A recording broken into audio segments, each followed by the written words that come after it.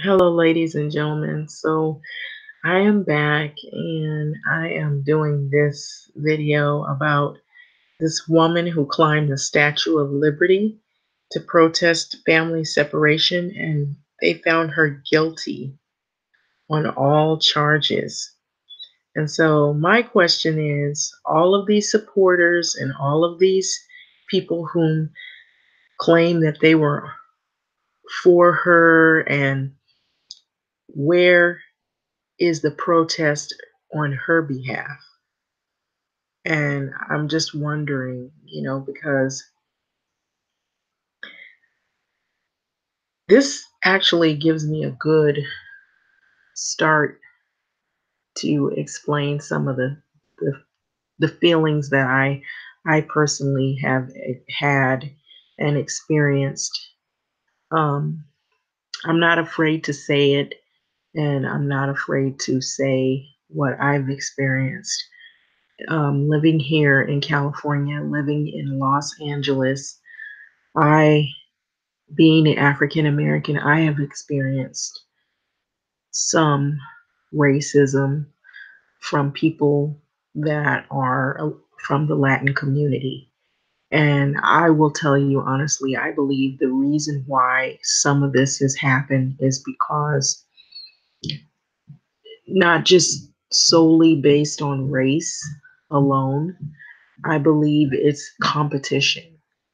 And I believe there's been racial tensions and competition between the Latin community and the Black community from the past. And I believe it's based on who has housing, who has good schooling, who has um, opportunities, and who has jobs. And I believe this happened more, it started like in the 80s. I say in the 80s. It could have started like even before then.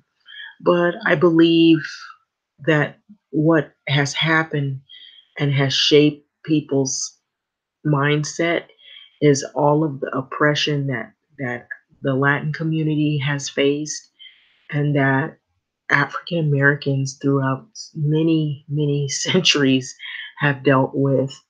And I believe when you have one oppressed group um, that feels that a lot has gone against them, and then you have another oppressed group or other oppressed groups of people from other backgrounds, it becomes a competition. And I feel like people who are wealthy, or they're about just money and they're self-absorbed, they only think about themselves.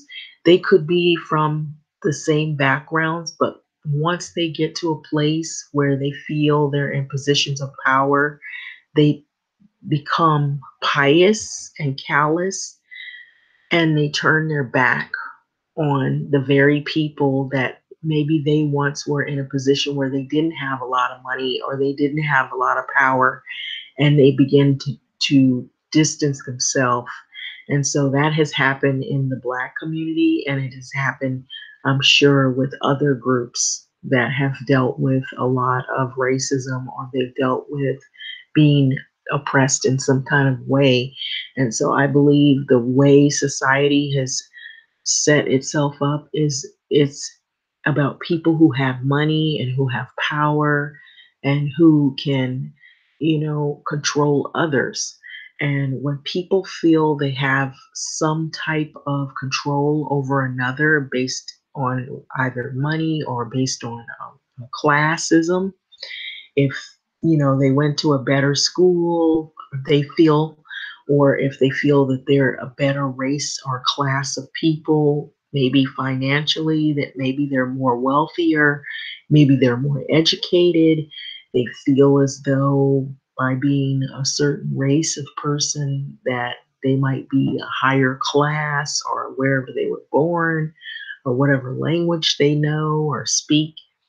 And sometimes people will get that in their head that I'm better than this group because this group, they don't perform well at jobs, they're lazy, they're always getting arrested, but we are better than that group. And so I feel like that's the way American society has placed it in the heads of people. So people tend to live a segregated life. And so what has happened is you have different groups of people who have dealt with different types of oppression or racism in some type of form or fashion. And so when they get in America, there's a lot of competition to be on top.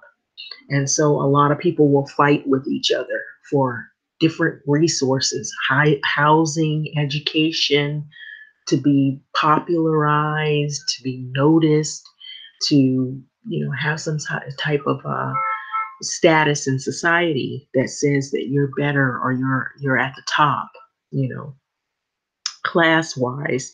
And so here, this woman here, she was protesting for a group of people whom, even though she's not from America originally, but she would be in the African class of people. A lot of the Black community, uh, a lot of people said that she was fighting for the wrong group. Now, she too may have experienced her own set of issues being from another country.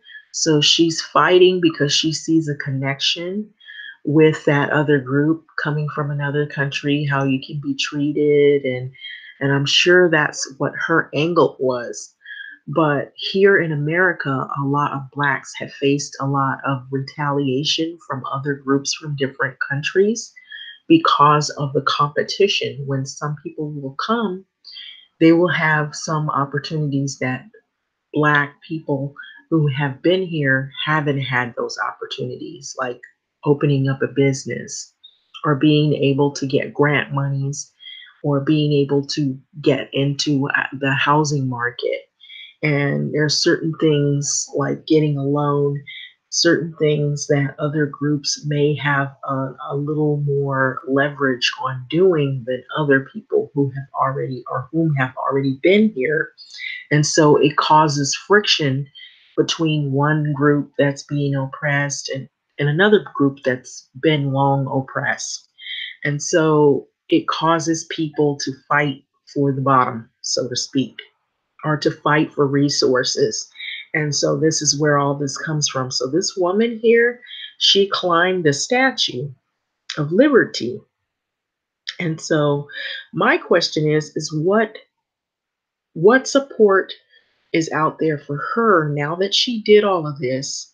The very reason she did this is supposedly to be on the right side of history, and she has some sort of a connection to, being from another country and seeing how, this president, that we have in leadership, how he uses his platform to stage, his cause on why we should build the wall and why we should have more stricter laws, and so some people are against that. And so a lot of the Black community was saying, wait a minute, why are you doing this?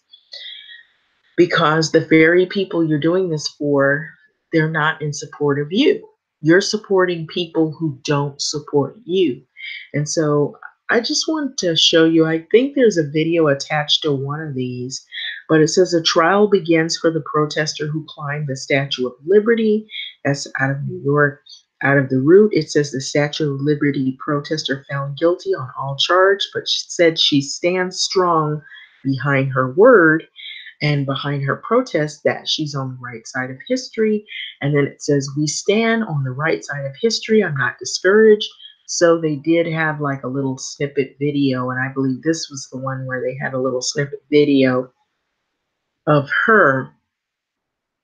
And so she could face up to, I believe, 18 months jail time for the misdemeanors.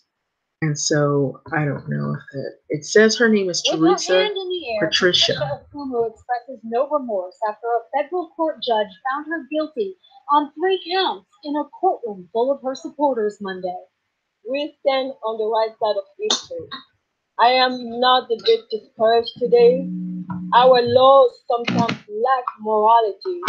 The crimes were proclaimed in the Statue of Liberty on July 4th, bringing tourism to a standstill for hours while police tried to lure her down, putting countless lives in jeopardy, as the judge found, including that of the officers who rescued her. Patricia Okumu acted out of the deepest and most profound substance. Who was protesting with a group on Liberty Island that day against ICE and the separation and detainment of children and their parents at the border. The defense made their case a referendum on the Trump administration and asked the judge to answer. Okay, so are you seeing that? I'm going to have to go back over it again. But it doesn't look good for her, is what I'm saying. And so